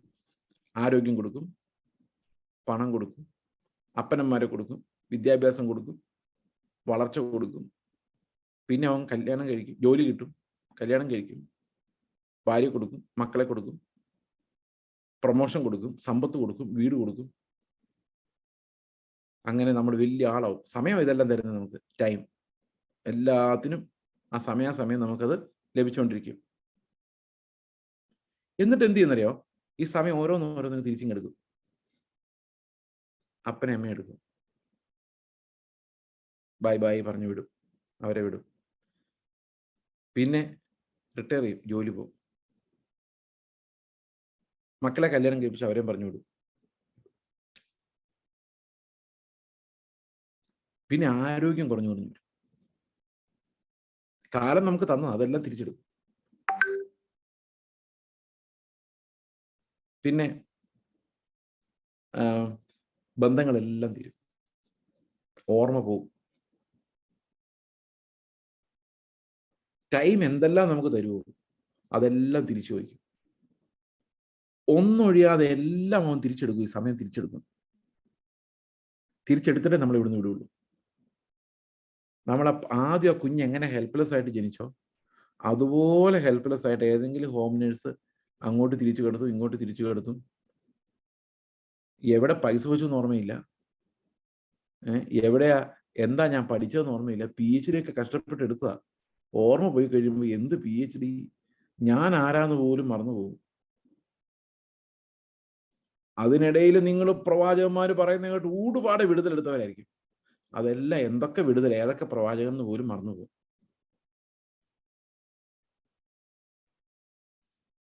ഇത്രയേ ഉള്ളൂ. എൻ്റെ പിതാവ് എന്നോട് എപ്പോഴും ചോദിക്കുമായിരുന്നു, നീ എന്ത് സമ്പാദിച്ചിട്ടുണ്ട്? ഞാൻ നിനക്ക് വേണ്ടി ആണ് സമ്പാദിച്ചത്, നിങ്ങൾക്ക് വേണ്ടി. എനിക്കൊരു അനിയനോട് ഉണ്ട്. നിന്റെ മകന് ഒരു 10-40 വയസ്സാകുമ്പോൾ അവൻ നിന്നോട് ചോദിക്കും, എൻ്റെ അപ്പൻ എനിക്ക് വേണ്ടി എന്ത് സമ്പാദിച്ചിട്ടുണ്ട്? നീ എന്ത് മറുപടി പറയും? ചോദിച്ചിട്ടുണ്ട്. പക്ഷെ ഇപ്പൊ അപ്പൻ്റെ പ്രായമായി, 83 വയസ്സായി. ഓർമ്മകൾ മങ്ങി തുടങ്ങി. സമ്പാദിച്ചു വെച്ചതിലുള്ള ഗ്രിപ്പ് ലൂസായി തുടങ്ങി. കാരണം ഒന്നും ചെയ്യാനില്ല. അതുകൊണ്ട് ചുരുക്കി പറഞ്ഞാൽ, നമ്മുടെ തലയിൽ ഒരു തേങ്ങ വീണാൽ ഇല്ലാതെ പോകാത്ത ഒരു സാധനവും ഈ ഭൂമിയിൽ നമ്മൾ ഉണ്ടാക്കുന്നില്ല. ബുദ്ധിയായാലും ഓർമ്മയായാലും വിദ്യാഭ്യാസമായാലും സമ്പത്തായാലും. It all depends on some nerves.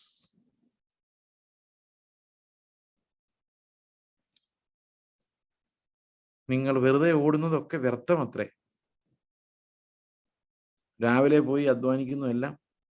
അപ്പൊ നിങ്ങൾ പറയും, മനുഷ്യന്റെ പ്രസംഗം കേട്ടാൽ നാളെ പണിയാൻ പോലും പോകാൻ തോന്നുന്നില്ല. ഇതെന്ത് നിരുത്സാഹപ്പെടുത്തുന്ന പ്രസംഗമാണ് ബ്രദറെ പ്രസംഗിക്കുന്നത്. സഹോദരങ്ങളെ, ദൈവം തന്നിരിക്കുന്ന ഓരോ നിമിഷവും നമ്മൾ അധ്വാനിക്കണം. ഞാൻ അധ്വാനിച്ച് ജീവിക്കുന്നതിൽ വിശ്വസിക്കുന്ന ആളാണ്. ഞാൻ മിഷണറി ആയിട്ട് പോയപ്പോഴും ഞാൻ പണിയെടുക്കുമായിരുന്നു. ഞാൻ ആന്ധ്രയിൽ 10 വർഷം മിഷണറി ആയിരുന്നു. അവിടെ ഞാൻ ജോലി ചെയ്യുമായിരുന്നു. പൈസ മേടിക്കാനായിരുന്നു. കുറച്ചുനാൾ പൈസ മേടിച്ചെങ്കിലും പൈസ മേടിക്കാതെ വർഷങ്ങൾ ജോലി ചെയ്തു. ഞാൻ നോക്കിയപ്പോൾ എനിക്ക് ഫ്രീ ടൈം ഉണ്ട്, എനിക്ക് ഭാഷ അറിയത്തില്ല. അപ്പൊ ഞാൻ വിചാരിച്ചു 4 പേരെ പരിചയപ്പെടാനുള്ള ഒരു വഴി എന്ന് പറഞ്ഞാൽ ജോലി ചെയ്യുന്നതാണ്. ഒരു സ്കൂളിൽ പോയി പഠിപ്പിച്ചു, രാവിലെ തൊട്ട് വൈകിട്ട് വരെ.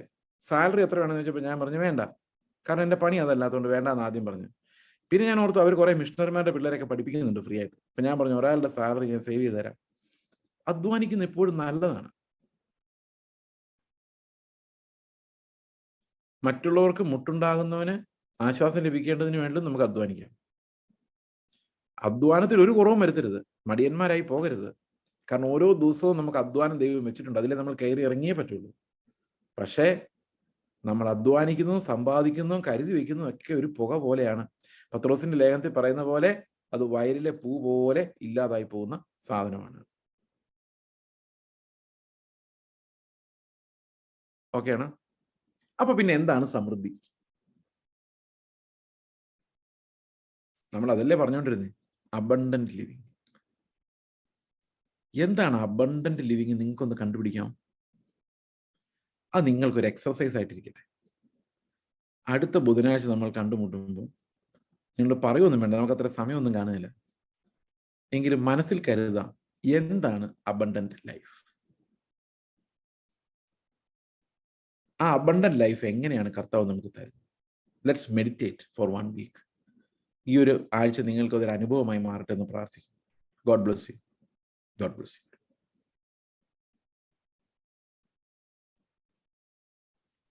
പ്രാർത്ഥിച്ചോ പാസ്റ്റർ, പ്രാർത്ഥിച്ചു.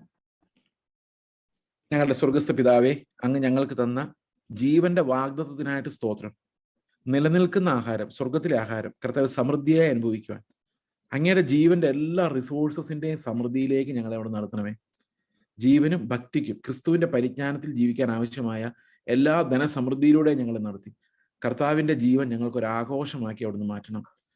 ഒന്നിലും കുറവില്ലാത്തവരായി പിതാവിനെ പ്രസാദിപ്പിക്കുവാൻ ക്രിസ്തു ഞങ്ങൾ വസിച്ച് ആ സ്നേഹത്തിന്റെ സമൃദ്ധിയിൽ ഞങ്ങളെ നിറയ്ക്കണം.